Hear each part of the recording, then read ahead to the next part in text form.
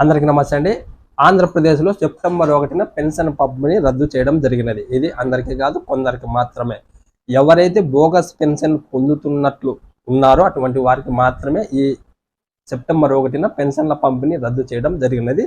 ఈ పెన్షన్ల పంపిణీ రద్దు అనేది ఎవరెవరికి ఉంటుంది అనేది మనము ఈ వీడియోలో పూర్తిగా తెలుసుకునే ప్రయత్నం కూడా చేద్దాం. అంతకన్నా ముందు మీరు ఈ వీడియోని ఎక్కడ స్కిప్ చేయకుండా చివరి దాకా చూసి మన ఛానల్ని కొత్తగా సబ్స్క్రైబ్ చేయకుండా చూస్తున్నట్లయితే అటువంటి వారు ఖచ్చితంగా సబ్స్క్రైబ్ చేసుకోండి. పక్కనే బెల్ సింబల్ ఉంటుంది, దాన్ని కూడా నొక్కడం మరొకండి. అప్పుడు ఇలాంటి గవర్నమెంట్స్ అప్డేట్స్ మన ఛానల్ నుంచి మీకు నోటిఫికేషన్ రూపంలో ముందుగానే రావడం కూడా జరుగుతుంది. ఓకే, ఇప్పుడు వివరాల్లోకి వెళ్తే కూటమి ప్రభుత్వం గత 2 నెలల నుంచి వికలాంగత్వం ఉండి దొంగ పెన్షన్ పొందుతున్న వారికి సుమారు 60,000 మందికి ఒక నోటీస్ అనేది పంపించడం జరిగినది. అంటే సుమారు 8 లక్షల మంది వికలాంగత్వ పెన్షన్ పొందుతున్న ఆంధ్రప్రదేశ్లో లబ్ధిదారులు, అందులో ఒక 60,000 మంది వికలాంగత్వం లేకున్నప్పటికీ దొంగ సర్టిఫికేట్లు తెచ్చుకొని గత ప్రభుత్వంలో డబ్బులు ఇచ్చో వారికి లంచ రూపంలో ఇచ్చో దొంగ సర్టిఫికేట్ క్రియేట్ చేసుకొని ఆ సర్టిఫికేట్ తీసుకొని అప్లై చేసుకొని దొంగ పెన్షన్ పొందుతున్నట్లు కూటమి ప్రభుత్వం 60,000 మందిని గుర్తించడం జరిగింది. ఆ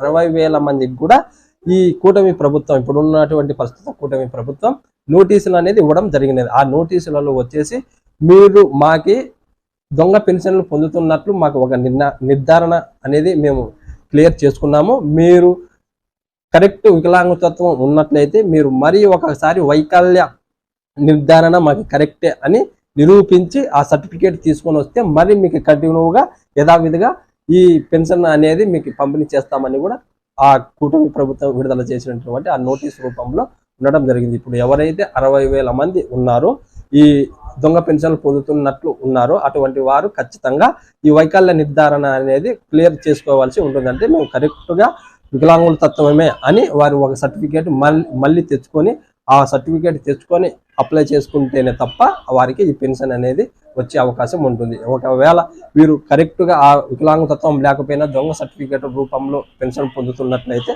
ఖచ్చితంగా అటువంటి వారికి ఈ సెప్టెంబర్ 1న పెన్షన్ పంపిణీ రద్దు చేస్తామని కూడా ఒక జీవో కూడా విడుదల చేయడం జరిగినది ఏపీ ప్రభుత్వం.